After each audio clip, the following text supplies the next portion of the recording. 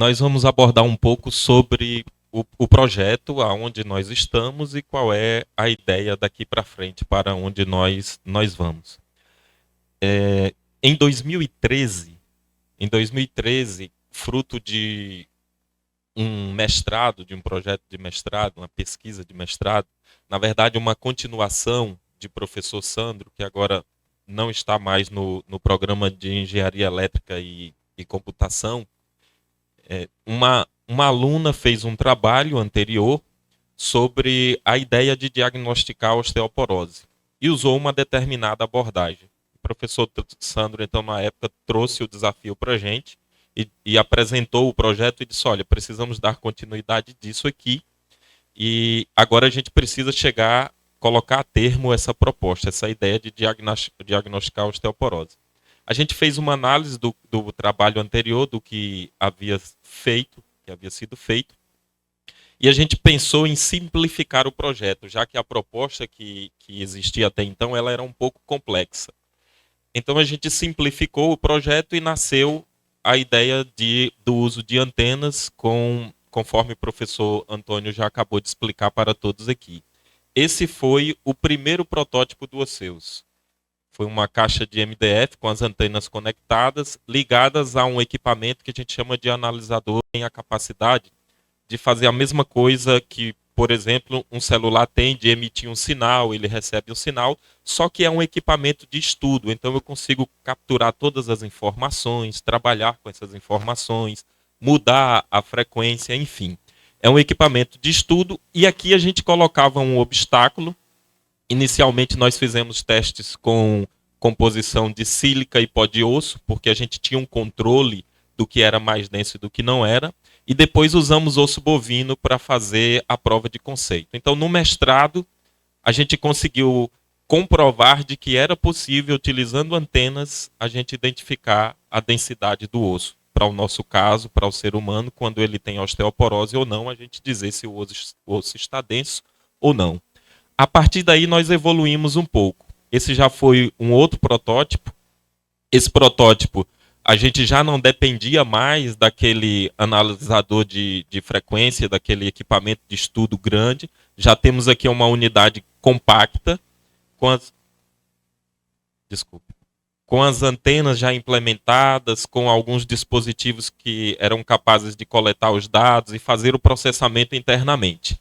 Depois a gente evoluiu um pouco mais, embora pareça que esse aqui não seja uma evolução, né? Parece que esse aqui foi uma regressão. Mas, na verdade, essa estrutura aqui, ela já foi pensada mais nas interferências que o meio externo tem. O professor Antônio falou aqui que nós utilizamos uma frequência que ela é livre para se utilizar. O problema é que quando eu uso esse tipo de frequência, se eu tiver com o celular próximo do dispositivo que está usando essa frequência, ela vai ser alterada. Eu preciso criar uma proteção. Essa proteção a gente chama de isolamento eletromagnético, dito de forma bem simples. Esse modelo foi construído para permitir que houvesse o maior isolamento possível, tanto das antenas como dos componentes que ali estavam, que também causavam ruído no sinal. Nós fizemos um revestimento artesanal, uma combinação artesanal, mas com manual, mas com base científica, tá? E revestimos essa caixa internamente para proteger as antenas. Houve uma proteção do sinal, mas não foi tão efetivo assim. Então nós evoluímos. Aí, aqui o salto já foi grande. E aqui a gente enfatiza a importância das cooperações. Assim como nós temos aqui hoje, né, estamos participando deste evento com a cooperação com os professores do CISC. Essa unidade foi desenvolvida em uma cooperação com o MIT. E lá a gente pôde fazer alguns avanços. A gente até percebe que ficou mais profissional, até na construção do equipamento. Porque nós usamos o Media Lab, e lá eles têm um laboratório que coisas que a gente leva aqui 1 ano e meio para fazer, lá a gente fez em questão de minutos. A usinagem desse dispositivo, ela se deu em pouquíssimo tempo. Além da aquisição. Acho que recordam que o professor Antônio falou que nós estamos com dificuldade de avançar com a pesquisa por causa de aquisição de alguns dispositivos. E realmente é isso que a gente enfrenta aqui no Brasil. Por isso, o NAVE, o laboratório, estabelece essas cooperações internacionais para a gente acelerar o desenvolvimento. Note que nós estamos falando aqui de um projeto que começou em 2013, nós já estamos em 2023, 10 anos, o dispositivo já está amadurecido.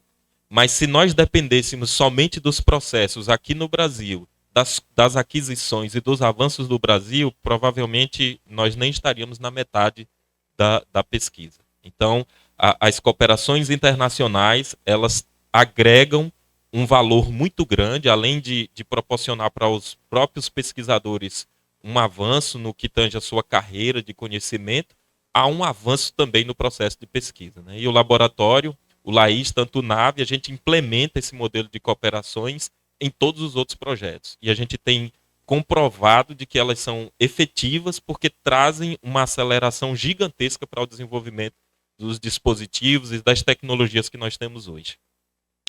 Mas caberia mais avanços também.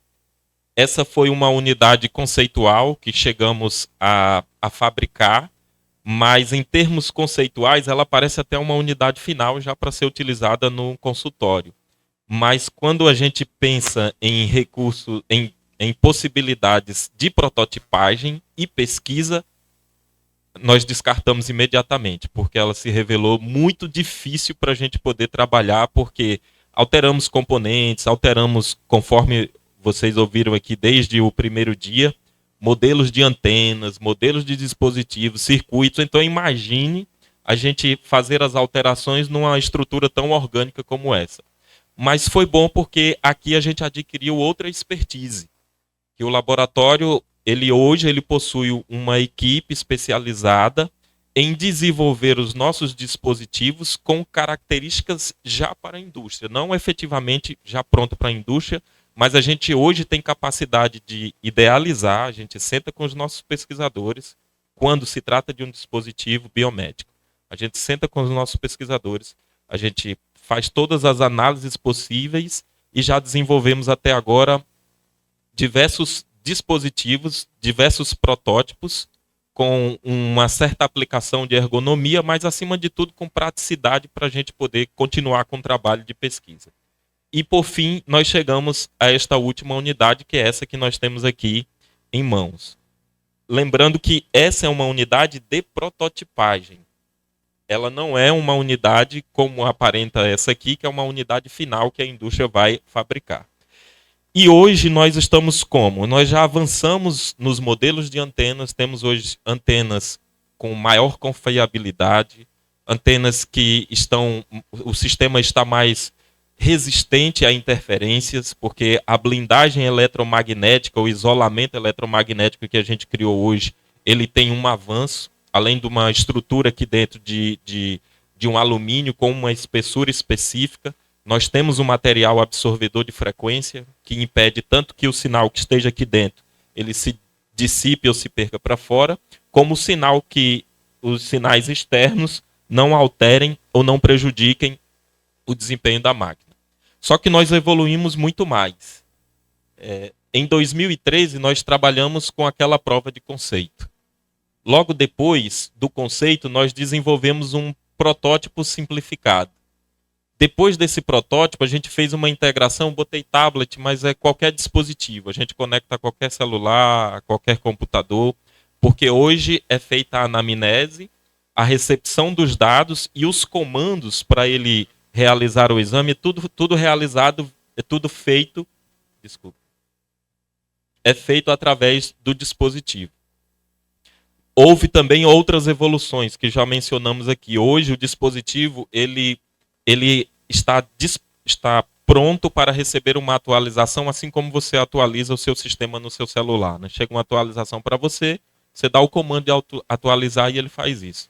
Só que o que é interessante nesse dispositivo é que ele faz isso sem o usuário ter nenhuma interação com ele. Se imagine que nós tenhamos aí, nas mais diversas unidades básicas de saúde, cada unidade do OSSEUS implementada. Hoje nós temos mais de 50 mil unidades básicas de saúde. E imagine fazer a atualização desse dispositivo. Então hoje ele automaticamente ele se conecta, verifica se tem uma atualização, baixa, realiza a atualização e lá está. Isso já está consolidado, já funciona muito bem. Avançamos também na implementação de inteligência artificial, e aqui eu reforço a cooperação com os professores do SISUC. Se não fosse o trabalho deles lá, nós não teríamos avançado o quanto avançamos. E era até uma preocupação nossa, né, professor Ricardo, que para a gente era o gargalo que a gente tinha no OSSEUS. É fazer essa integração da inteligência artificial com o hardware que tem aqui.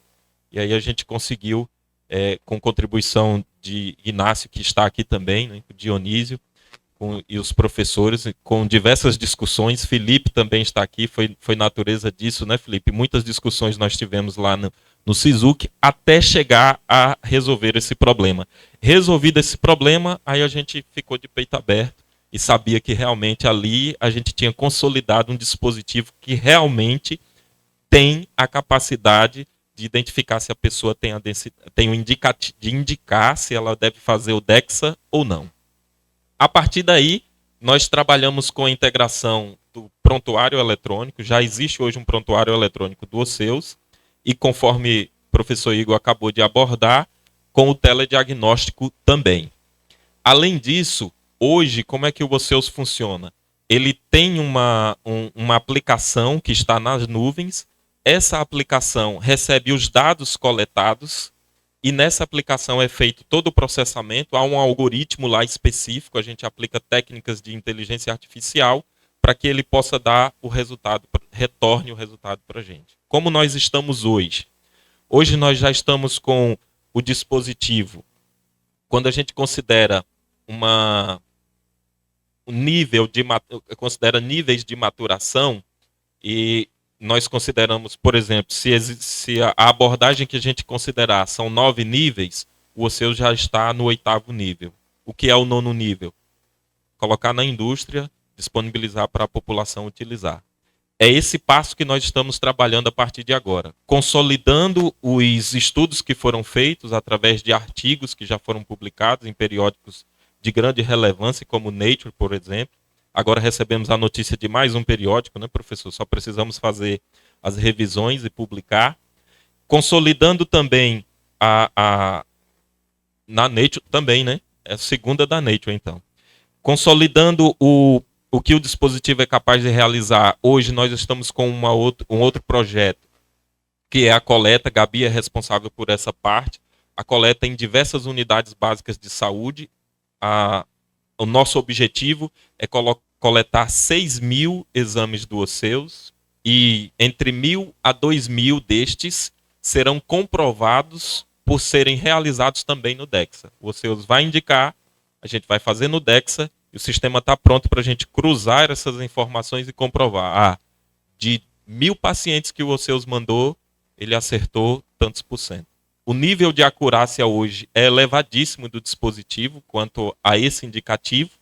Nós estamos encaminhando também pessoas saudáveis para que a gente possa acertar também os saudáveis, porque quem trabalha aqui com algoritmos inteligentes sabe que a gente pode balancear um sistema ou para ele acertar a resposta positiva, né, ou para ele acertar a resposta negativa. Parece contraditório o jogo de palavras, mas é isso mesmo.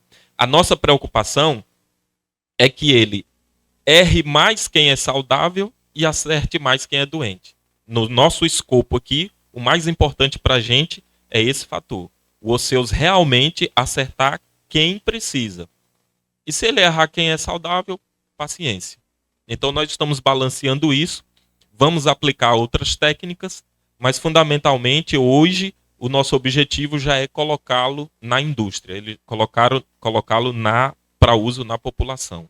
E isso reflete-se em trabalhos envolvendo parceria com a indústria para que a gente possa desenvolver o dispositivo. Então, esse é um panorama do que nós realizamos até agora. Não sei se Gabriela, Dionísio, professor Ricardo, se apercebeu de alguma coisa que precisa ser mencionada aqui. E estamos abertos aí para perguntas, se assim tiverem, né?